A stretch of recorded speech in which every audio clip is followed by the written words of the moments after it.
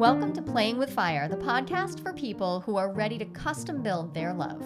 We're talking about non-monogamy, however you design it, as an individuation opportunity. Want to leave the default and make your life spectacularly you? You're in the right place.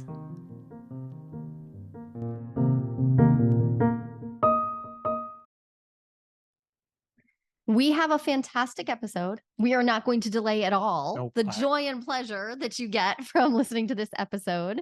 It was inspired by TikTok.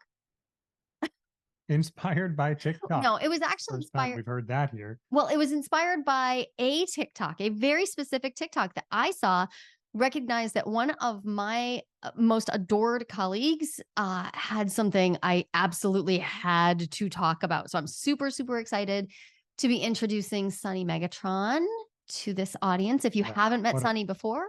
What a conversation. Yeah. So let's get right to the intro so that you can all listen. Okay. Because we're going to talk about some kinky stuff, some yummy stuff, some psychology stuff.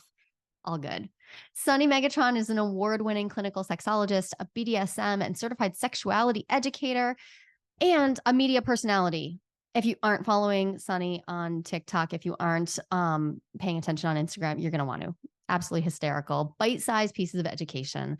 She's the host and executive producer of the Showtime original series Sex with Sunny Megatron, co-host the ASECT award-winning American Sex podcast and Deeply Open Deeply podcast. Oh my gosh, she's got so much going on.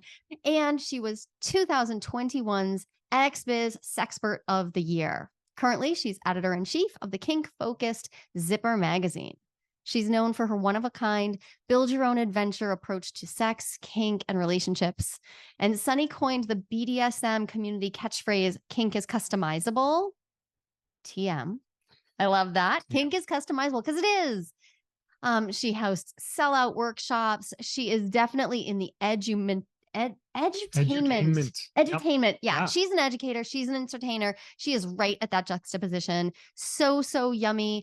I absolutely recommend that you follow her everywhere very soon and hold on to your seats because this is a great episode. We're going into the depths of why that kinky shit is so yummy and what you can do about it if you're attracted to stuff that is a little toxic for you.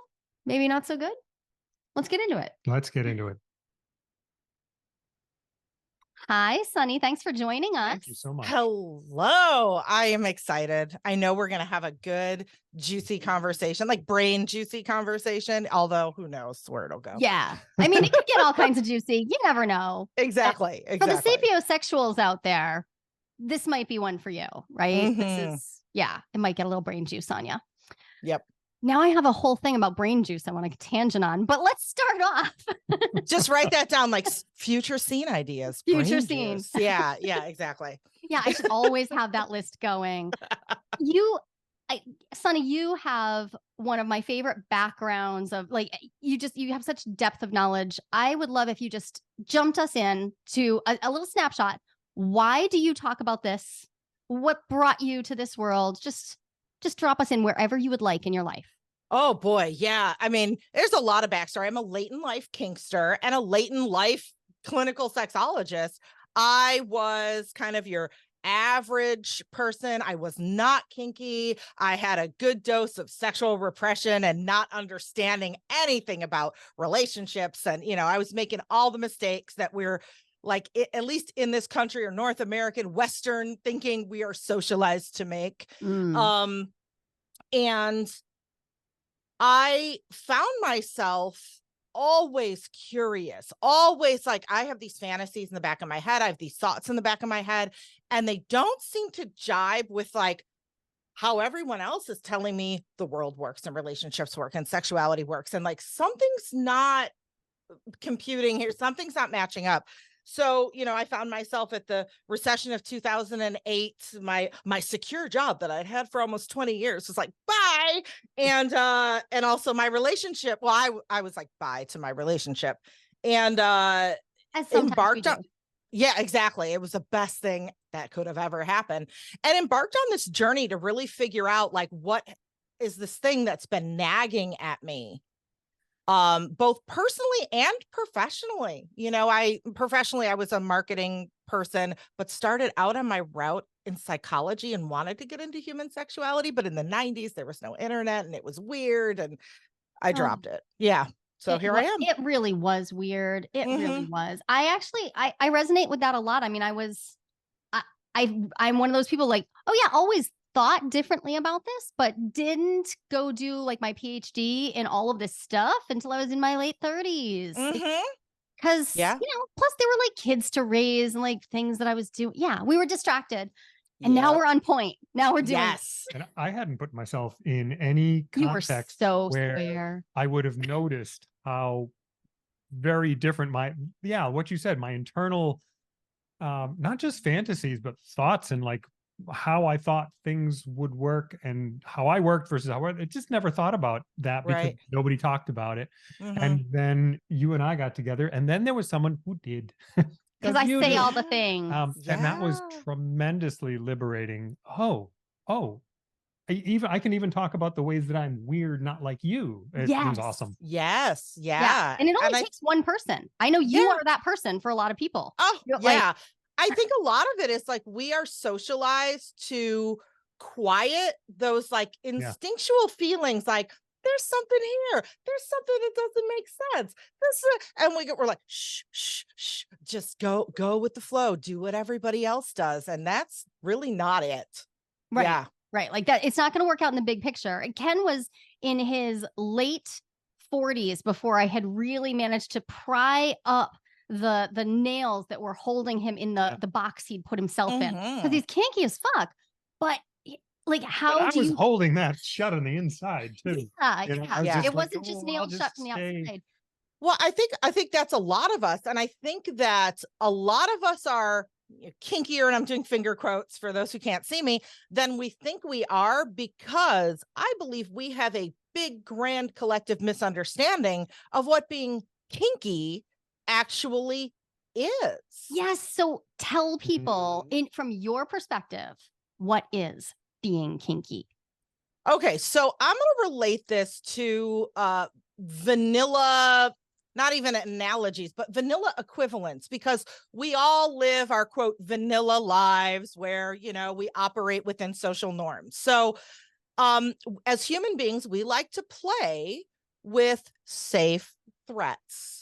In a safe container where we know at the end of the day we'll be fine, but we like to have that moment where there's a uh-oh. So think about riding a roller coaster, going to a haunted house or a safe room. We love practical jokes. Think of the internet trends. I just saw one where there was people lined up one in front of the other. They had a rubber band around their calf and a kazoo like fastened to their face. And so the person who's in front, the person behind them, takes the rubber band on their calf and pulls it back and snaps it. And the idea is you're not supposed to laugh. And so these people are like, you know, and then when they left, the kazoo makes this noise. And so then the first person snaps, the person at the beginning of the line goes to the back. And it's just like this conveyor belt of hilarity. And it's like, there is extreme sensation, which is pain. There is embarrassment. There is that anticipation of the threat. Like, this is going to hurt. And I'm not going to follow the rules because I'm not going to be able to contain my laughter. And it's fun. It's play.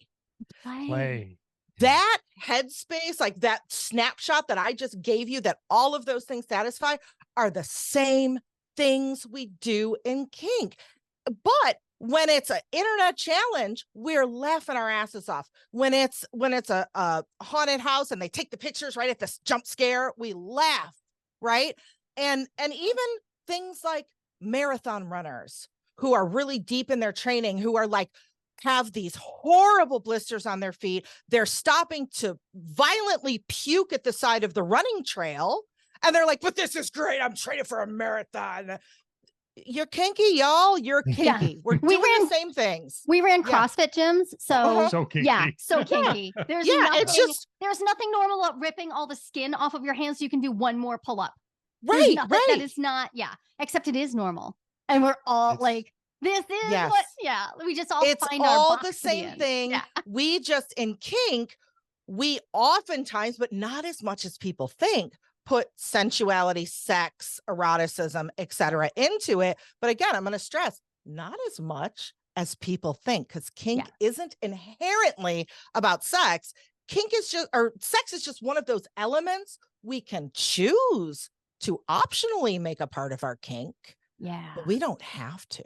That is that's such a big thing. That's such a big thing. This is it. Because, and one of the reasons is, okay, so it's not just a sex thing, but also, oh my God, look at the universe has just opened up of places to play. Yes, yes. And oftentimes for people, you know, and I'm not talking about people who are asexual, although there are many people who are asexual who are kinky. But even people who are allosexual that love to have sex, oftentimes their kink scenes don't really contain sexual elements. But another thing that playing with a partner like that does is it fosters that connection and that intimacy, going to these risky new places together. And then once you're done, you are so close to that person and your intimacy, and you want to just fuck. So oftentimes it could be aftercare. It could be a few days later. It could be, so yeah, sex can be involved, but sometimes not in the ways we think either. Yeah. I think that's so important to name, because also, so a lot of our work and this podcast is about non-monogamy as a path of individuation, as one of the ways that people start to learn how to be fully expressed as themselves. And often when people are exploring non-monogamy, they're like, there's also this assumption that it's all about sex, when it's not all about sex. A lot of times it's about relationships, or it's about kink, or it's about all sorts of community building. So again, the conflation, like it's, at least in America, man, we just want to conflate anything we can conflate with sex, because then we can pop it all into the shame bucket and we don't have to. Yes. Yeah, there. absolutely. Awesome. You know, I often say, like, our system here, like structurally, is fueled by shame. And I know this is like getting like really heady, but it's like, you know, we have a hierarchical system of exploitation, capitalism. You know, there has to be the landlords and the business owners and then the workers. And how do you keep the people who are like actually keeping things running, like the essential workers? Yeah. Just like happy doing their jobs, not thinking outside the box, not going, wait a minute, this sucks. Right. Like why? Why? How do we keep them from questioning them? Anything that they find pleasurable, that they can use to tap into their authentic selves and realize like they can do anything. Well, you got to shame that out of them, because that is, you know, dangerous. Your kryptonite as people at the top of the ladder. And I know it's like we suddenly went into like sociology and economics, but it's all connected. Sex isn't just about sex. It's about everything.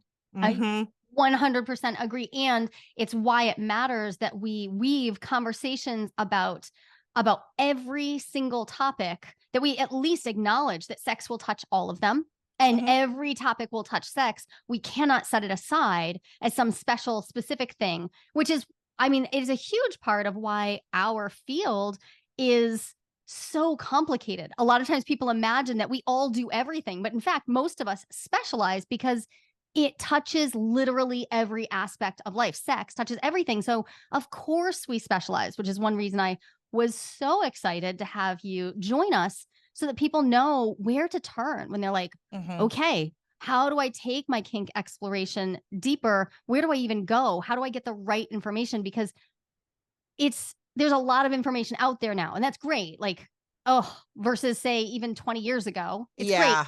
And it means there's a lot of filtering, a lot of sorting to do to make sure that you're getting accurate and healthy information, which may not be the case, and non-shaming information, because just because someone's talking about kink doesn't mean that they're not also falling into the same traps of shaming. Right. They may not have unpacked their stuff or not realize. It can be unconscious, but I see it all the time. And we're all products of the same culture.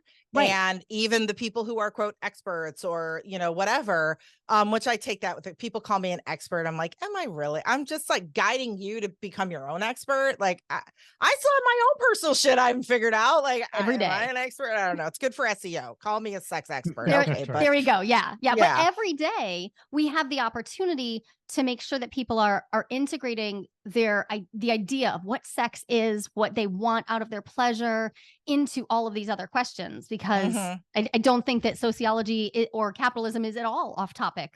It all matters. And you made a TikTok recently that I was like, oh my God, must message Sunny instantly because and even just thinking about it, like all the hairs in the back of my neck are standing up, because you were so on point for how I have viewed kink and how it makes sense in the context. I am a Jungian psychologist, so I care about the unconscious a lot. Like that's where my jam is.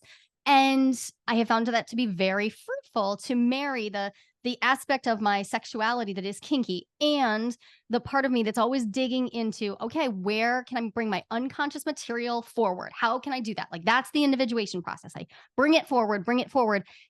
And it's not like, a lot of people I find don't want to dig into that because they think it's all work and it's all a bummer and it's all going to be about blaming your parents, and it's all, like, and it's a bummer. And so that particular TikTok where you talked about how kink could potentially be a way for people to enjoy some of their less healthy attractions, perversions, delights.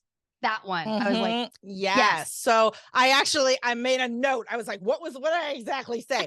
And it was, kink can serve as a healthy, intentional outlet for the toxic relationships and situations that we subconsciously romanticize.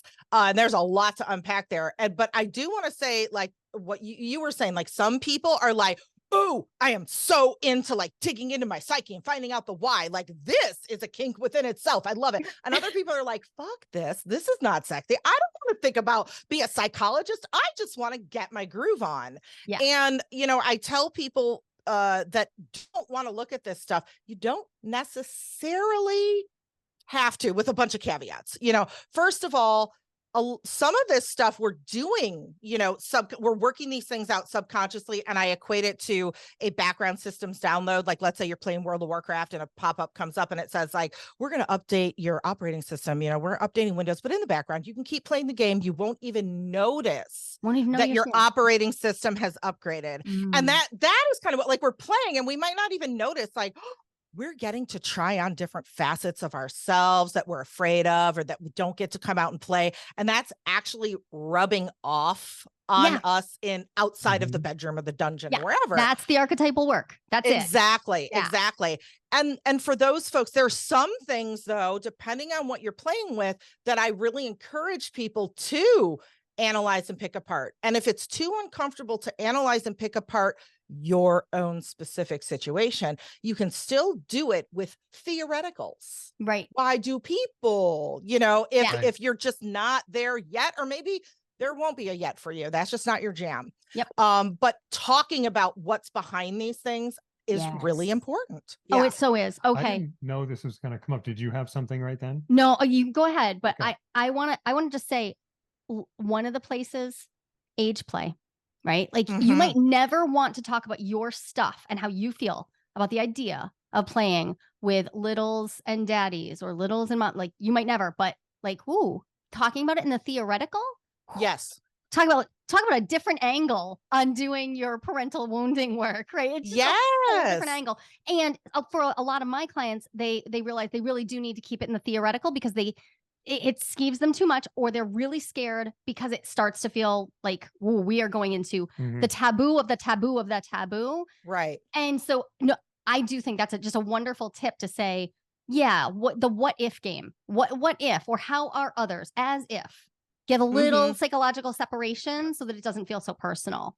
Yep. That's good. That's in contrast to what I was going to say, which is, we come up with these scenes, we lean into and play with and explore these parts of ourselves that I'm like, I'm not sure what's going on there. I have a lot of attraction and repulsion. So let me get in there and find out what's going on. Right. So that's one way. And you can separate with the as if and distancing, but also you can relive things. You can like do things different. Like, hey, because we had the beginning of our relationship was a disaster of oppression and emotional disastrous financial abuse, control and power problems and entitlement, et cetera, et cetera, et cetera. And so there's all these memories of times when things didn't go well. And we have replayed those scenes different. Yes. We replayed them from where we are now with the knowledge, with the changes, with the things we wish we'd done. Wow, that's amazing. It's completely different from the as if, because that's actually, oh, let's change this now. Let's actually grab it and change it. So much. Those corrective experiences, like, oh, I went through this thing and maybe it didn't feel good. And in the end, it still didn't feel good and it fucked me up. But this time I get to rewrite the end. Right. And I get to make it a positive. Like, cool. Right. And we've noticed, I mean, we've been able to do this with each other. Like he was in this particular scenario, he was in the abusive partner position. And because he's done so much of his work since, now we can actually do that together. So I'm literally getting to redo it with the oppressor. And it is mind-blowing because my parents weren't able to address their stuff. They weren't able to come to terms, right? There's all kinds of stuff in our life we never get to work out with the person. I'm not saying most people will even get a chance, but damn if you do. Like, let me just say thank you. Thank you for doing your work and then for being willing to play in it, because it means he has to go back into that and hold the space and feel from his side. Yes. Both the pull, tough. the juice, and the I'm giving you a standing ovation. I'm standing in my mind because I have too many wires around my head. But like, seriously, that is some hard like to face our own stuff, and especially the stuff we did when we're the ones who fucked up and we're the ones who hurt somebody. That is really hard to do, but it's necessary. Like, we've all hurt people, you know, yes, to different degrees, but it's like you're not alone in that, and people listening aren't like, oh, look at his story. Oh, it's your story too. Right. Listeners, it's your story too. You know, we're all the asshole in someone's story. Yes. And that, so the joy though of being able to, you said, you know, rewrite the ending. And for me, and I'm wondering what you think about this, sometimes the rewrite is simply the aftercare. Like, so the pattern, like we may play out an entire scene that is like, yep, it's just in line with all of this gnarly ass shit that went down. But then afterwards, we might walk through actual like apology and care and really deep, like, wow, oh, I see. And now I'm watching and I'm witnessing, and look at what you did and look how strong you were. I mean, it's mind blowing. And sometimes it's as simple as rewriting the ending. Actually, sometimes it's not that, and it's just rewriting the ending. And I get to stand up and break the shackle of it, and actually. Yeah. So it doesn't even matter which way you go. Yes. You use the word romanticized. The thing is, I didn't get like, he forced me into that position. I chose the position of being abused in this situation. I literally did. And we tell our story all over the place.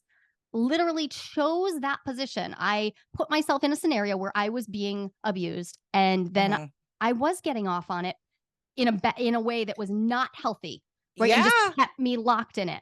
So now my choice is, okay, how do I play with this story in a way that is healthy? Because I clearly do. I love that you use the word romanticize. Right. It's this strange attraction. And I've been there. Like, I look back at my life like, oh, that's how I ended up in that abuse. And I want to reiterate to listeners, this is not to victim blame and be like, oh, you know, you chose your abuse and make your bed and lie in it. No. You know, we like to think, again, society conditions us to think in like the black and white binaries. You're either the victim or the, you know, no, it's a very nuanced, blurry gray area. And nobody who is abused is to blame for their abuse. You know? No. But there's this part of me that did romanticize it. Yes. And that helped me stay in it longer. And when I say stay in it, I mean literally just not say, hey, this is going on and this isn't good for me. I have a boundary. I have a boundary, right? Because if I had named the boundary, would I still have been able to get off on it? That was scary for me when I started to realize that I had the boundary.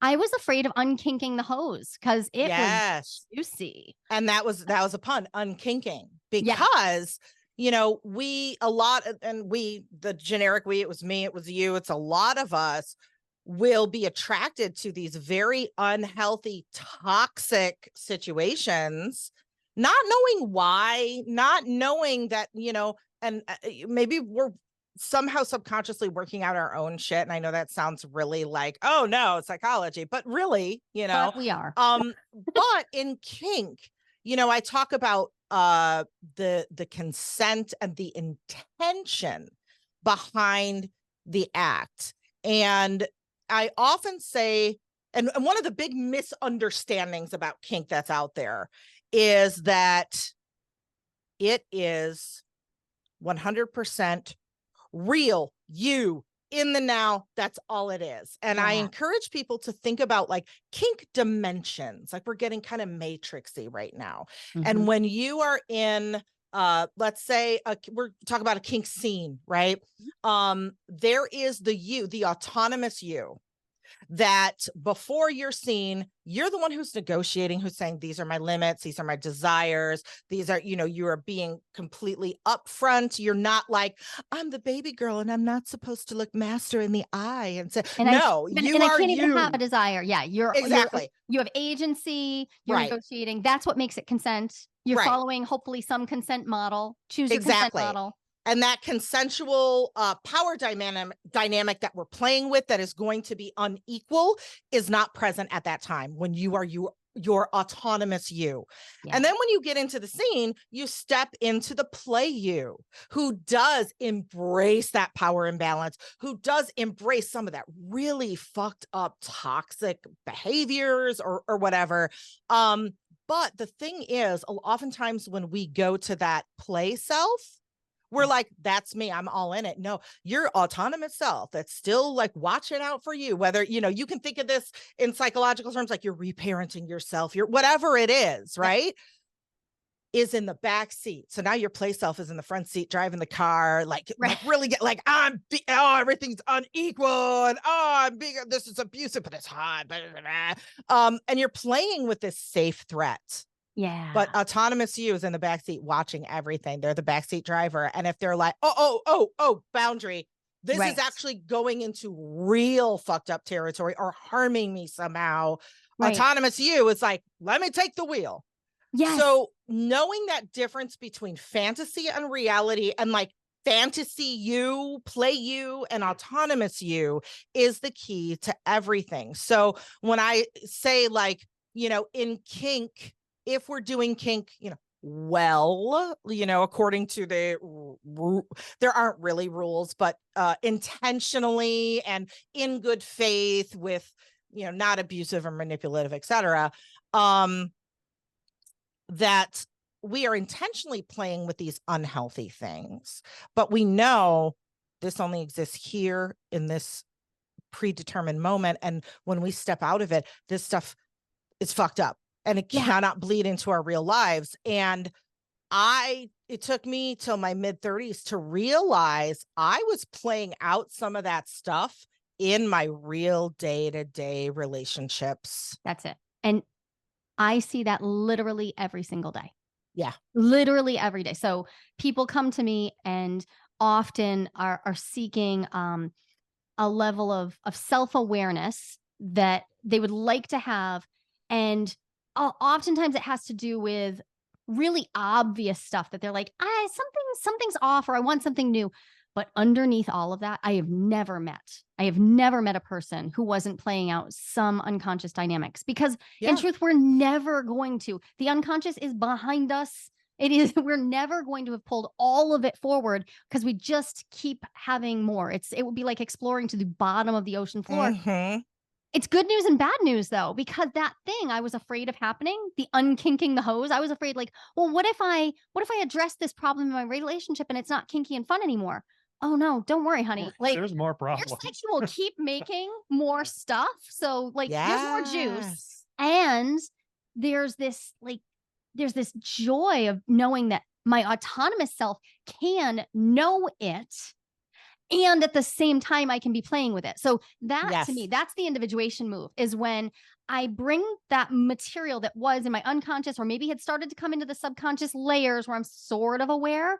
And I, instead of living it out in my life, I live it out in a container while also being really aware that the boundedness of that container is what lets me explore it more deeply. I can go both more deep and also more safe, like at the same time. So that brings up a question for me. So we're talking about the container, about this play that's not in real life, and about how hard this can be. So, Sunny, what are some of the red flags that you'd like people to be aware of when they're entering into these kinds of scenes?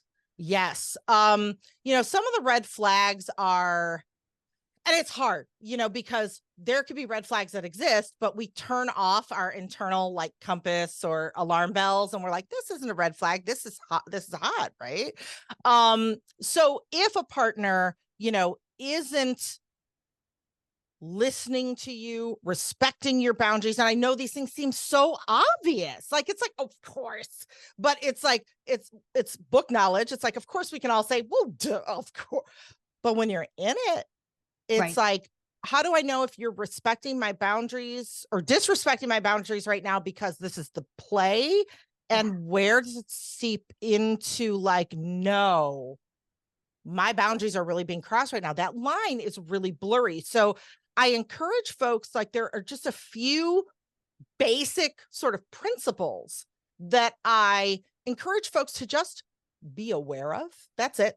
That can help them see like, oh, here's where that blurry line is. Like an internal checklist. Exactly. Like, so yeah. So, one thing I say about kink, especially when we're doing this power play, and not all kink is power play, but a good majority of it is, that we are perverting social norms and hierarchies for our pleasure. So if you look about, like, there's a lot of cishet submissive women and a lot of dominant daddy cishet men. And, even though it's like, oh, sexism and oh, it gets tired. And oh, maybe people are just choosing those roles because that's all they think that's available to them.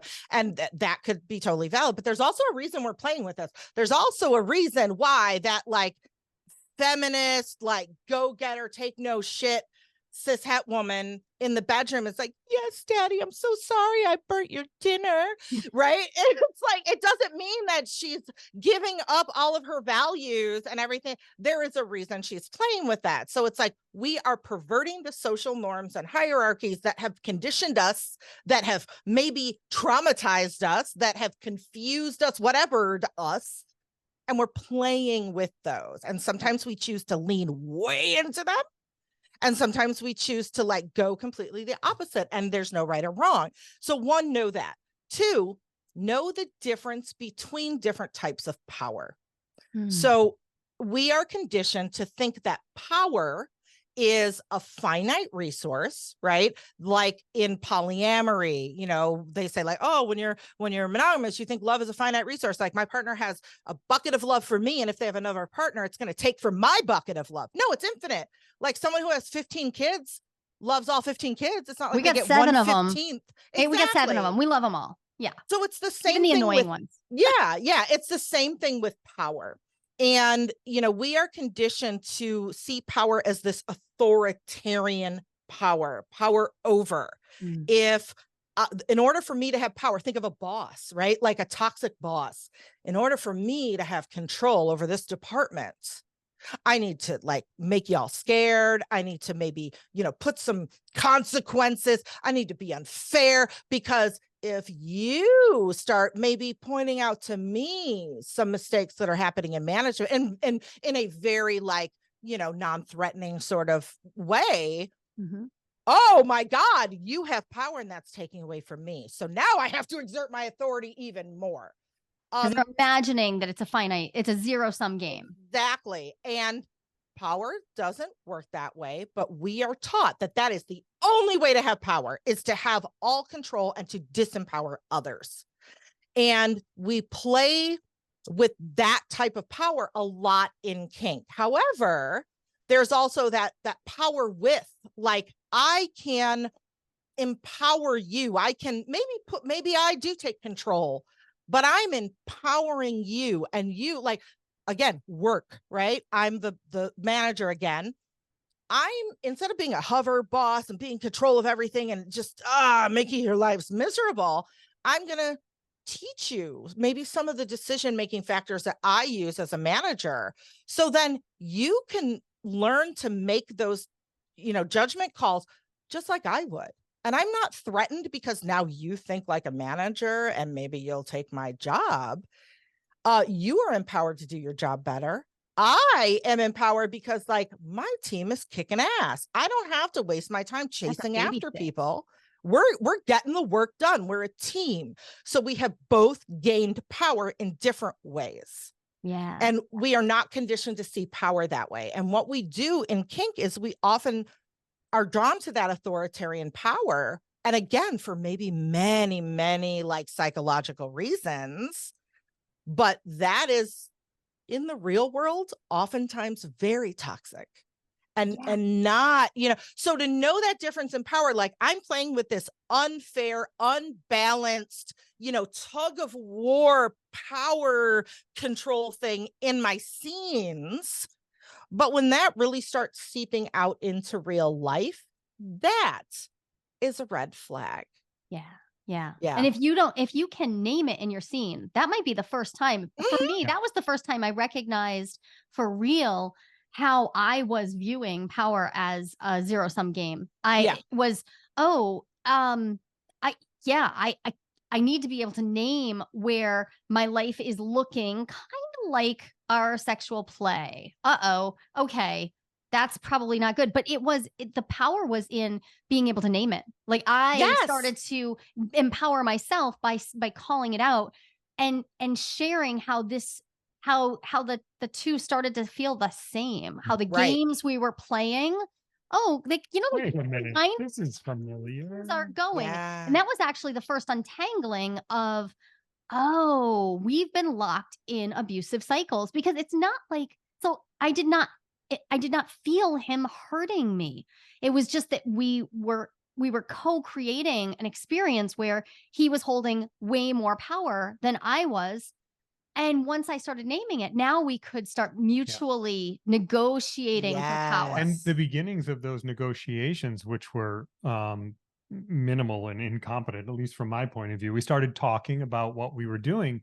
And that was the first time I noticed, wait, you just do stuff because I tell you to do it, or because, like, you respond to the things that I do, and then I get what hang on, I am exerting power. He didn't even even realize. know that I was just bumbling around like an entitled this guy. And that's why I say I co-created it. I definitely did, because I was playing out an unconscious pattern that said, well, maybe if he takes care of me, and maybe if I just keep submitting these things, right, and I'll be taken care of. And I know now, so many years of analysis later, that I had been trying to heal my father wound by finding partners, and damn, doing that unconsciously just really does not work. Yeah, but doing it consciously, that's different. I've grown up a lot this decade. Yes. A lot.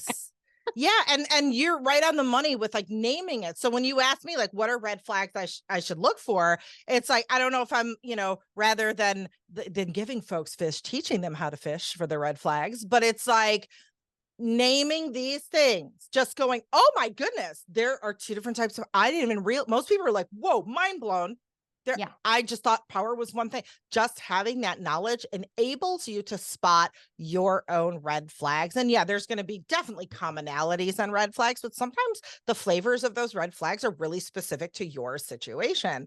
Right. So, knowing these things and doing even just a few steps with a little bit of intention is like, oh, and then it's like, also we are conditioned to view power that way, especially people who are socialized as men. Like your power is authoritative. I'm daddy. I'm going to put my foot down because I said so. Daddy's home. Oh, right. Like this to us is normal.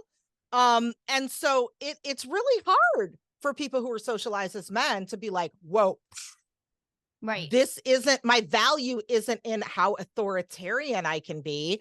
And the fact that it's so socialized, like you said, Ken, you don't even realize. It's just like, I'm just being normal. Like what? Right. I'm not doing anything. I'm not exerting. What? Like, I would never. No, it doesn't Right. feel, and it doesn't feel like that. Because if you've always had it too, then it won't feel like that. I still remember those conversations with you early on. I'm like, what? No, what? Me? No, Right. I just not. I'm not doing that. No, you don't have to do it. You just are it. Right. Maybe don't. But, Right. but having the conversations was so important. And we started also playing with flipping the script to get a better angle on it. So he spent over a year in submission to me on purpose, because we wanted to find out what happens if we flip this dynamic in our kink dynamic fully, like 24/7. What happens if we flip it?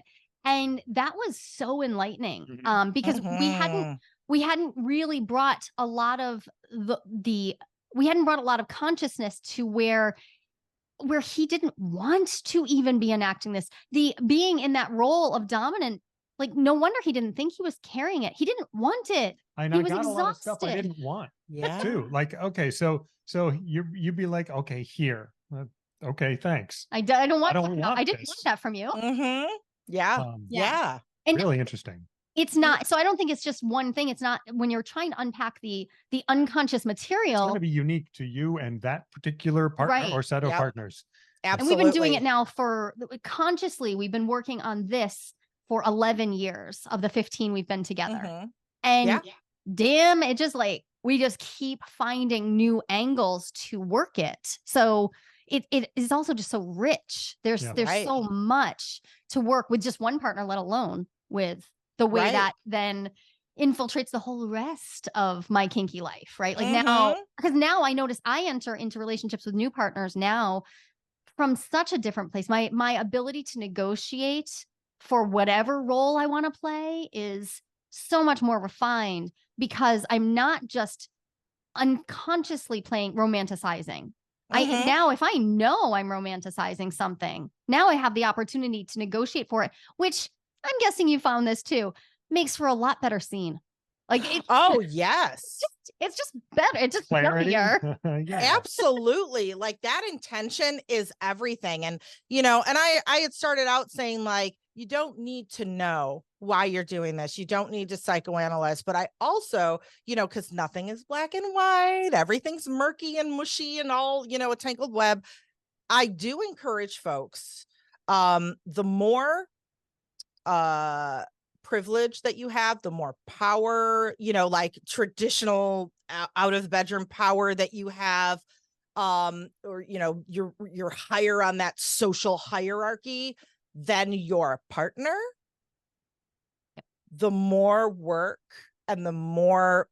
actually thinking about your specific place in all of this, and like the whole ball of power you really need to do. Because we can see, for instance, two cishet male doms, and I'm not trying to demonize cishet male doms, but it's like I'm looking at the extremes, or the places where we tend to see more, abuse can happen pretty easy. Exactly. And like abuse isn't always on purpose. Like Ken, you said, like, I don't even realize I'm doing it. I just thought I was just being a human, and like I had no idea. Right. And sometimes people purposely will manipulate, and sometimes it's like internally I am acting in good faith. I have the best intentions. I don't even know how much I'm fucking you up right now. Right. So like, that blame game and having grace for your partner is tricky, because like we don't want to have grace for people who are purposely like, abusing us, but we also want to not like put the blame game on people that are like, I realize I have shit. I am trying my best, and this was just a legit blind spot, know? So that's hard to balance. But okay, so we have two cis male het, doms, and they're both daddy, and like, I'm gonna put my foot down, blah, blah, blah, blah, blah, blah. And they look the same from the outside, and they feel the same oftentimes when we're playing those roles, right? So we can't discern just from on looking. paper. You're not going to see it. Exactly. But let's say these two identical doms, one is like, all right, I'm trying to own my shit. I recognize I'm using authoritarian power in my kink for whatever reasons. And maybe let's just say these cishet male doms, they have a female like a woman of color who is like to really highlight that inequity and social power. Yeah. So to say, like, how are some of the things that I'm doing, whether it's in a scene or maybe subconsciously outside of a scene, damaging my partner in ways I don't know and harming my partner in ways I don't know? And that's really important the more that power disparity exists. And then we can have another cishet male dom that behaves the same, and they're like, yeah, I'm daddy because like I feel like a man, and I feel powerful, and it's just natural. It's just natural. I'm a natural dominant. Right. Yeah, that is my eyes almost roll right back in my head. Yeah. And but when we're taught about kink from social media, all these, we're not taught the differences between those things. Right. And it looks on the surface like I'm a natural dominant, do what I say, everybody's my little girl, my submissive, is normal and healthy kink and what we should be doing. And then we romanticize that. Right now we've it's like a layer cake of nightmare. Just layer cake of nightmare. I love that. Yum. So it's hard, and it's all of this is a lot of self-work, and we like to feel like we're done. Like, I know myself, I'm a fit. We're never done. Never, ever. And you said, you don't have to know why. And I'd like to just highlight something, because when I was doing my doctoral research, I was torn. I was between whether I was going to research jealousy and polyamory, which is what I wound up choosing, or whether I was going to do the imagination of kink, the archetypal imagination of kink. And when I looked for a chair, I found so many people to chair my committee who were like, well, when people are playing this stuff out, they're and insert whatever bullshit assumptions that they've got because they haven't unpacked their own stuff. And so I think there is some challenge to figuring out the why, because a lot of us turn to our helpers, our counselors, our therapists, our coaches. And if they are not just trained or friendly to kink, but if they haven't unpacked their own shit, then it is quite likely that they're going to miss the point that we're trying to unpack our stuff. We're trying to take responsibility for how I show up in the world, the whole world, by using what I'm doing in my kinky, yummy juiciness as a place, a way, a mirror, an environment to look at myself within.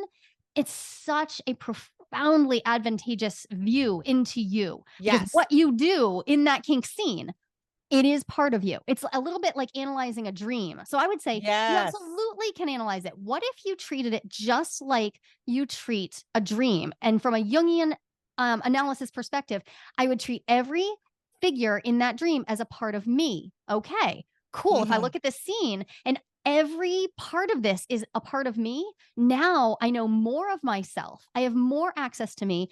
And damn, that is some hot analysis. It's fun. It makes that heavy, shadowy work that we tend to not want to do feel more fun and pleasurable. Yes. And if you happen to have access to somebody who can also walk with you down that path, if you can walk with a sexologist who can hold your hand and be like, yup, this can be both normal and you might have some stuff to deal with. What if it's both of those? Yes. And I'll tell you a secret. I'm kind of like, I'm going to show you what's behind the curtain of like the kink magician. Because I say you don't have to know. You can deal in the theoreticals. And that's really for the folks that like aren't there yet right now. And for the folks that are like, this, you're still listening. The thought of like digging into my own psyche is so terrifying. it's just shut it all down. I don't even want to, no kink for me. Yeah. That's for those folks. What I'm not really saying is that for most of those folks, as you start baby stepping into this with the theoreticals and with it is going to disarm that terrifying, like my own psyche. It's not going to feel so scary. So maybe, even though I say you don't have to know, it's really, you don't have to know to start. But guess what? You're going to get to the point. It may be next month. It may be 5 years from now. It may be 10 years from now. I don't know. You're going to get to the point where it's like, oh, now I'm starting to think about myself. This isn't so scary. I get it. Yeah. So yeah, was that a little bit of like a trick statement? Yeah, but it's like, if that gets you to put your foot in the pool, to just dip a toe in the pool, you get to choose when you are ready for that. And maybe it's like, it's not so much that you aren't ready for that. You might be with a partner where it's not healthy to be that vulnerable. Yeah. You know, so it's not just like, oh, you're scared. I don't want to imply that. It could be like, it is not the right time for whatever reason. And I mean, okay. You could just be in like contextually, if you have if you have housing insecurity, food insecurity, if you are struggling with grief, now might not be the moment. Maybe just enjoy your pleasure where you're getting it and have fun. And then there are other phases of life where, this is exactly the work. And I just find it to be it's such a rich avenue, and it reframes the whole concept of what psychological work is, because it does not have to be just a bunch of sitting around talking about the worst things we've ever remembered. Right. In fact, it can include these delicious conversations. Some of my most productive sessions with people are about exactly this. A line that's been running through all of this for me, that I've been hearing all of us say, is it's not psychological work. It's psychological play. Yeah. Yes. We get in there and we play. And it's fun and it's exciting, which means there's risk to it, that sometimes it's not so much fun, but we're right up there and we're having a blast. And we get to also develop psychologically if we want to. It's amazing. Right. It's so similar to like if you're into improv or like tabletop role-playing games, you play Dungeons and Dragons. Right. It's very, very similar. Yes. Yeah. And if the thing I wanted to mention is if you're working with someone on other aspects of your personal growth and they aren't equipped to go to this area, that's okay. Maybe you're going to have to find the right person to do this work with. I often have people come to me and they need somebody who can go further than their current therapist or their current coach or whatever can go, because they're doing good work. And this area just isn't healthy for them to go to, because instead what they're getting is demonized, shamed. They're actually getting more baggage placed on them. And I think it's important that we name this professionally and say, we don't all have to be good at everything. If you are not for your kinky folks, cool. Refer them out for that. Refer them out for that. You can keep working with them for all sorts of other stuff. And also add this piece in, just the way you might add in a sexual surrogate for somebody who's struggling with a certain area of their sexuality, right? We need to lean into each other professionally. I encourage those professionals that you're referring to double back and think about power. Yeah. Right. We're all on the same team together, because you're referring out to somebody else that may have more specialized knowledge in a certain area you don't. Does it make you weaker, less powerful, less professional, less, we are all empowering each other. The whole point is for us all to get along and be happy and play and enjoy the very short lives that we have here on this earth. Yeah. And it's like, so we're all on the same team trying to do that. And if you're like, well, I don't want to refer people out because then they might think, I don't know, blah, blah, blah. Check your power. Play with that in a scene a little bit.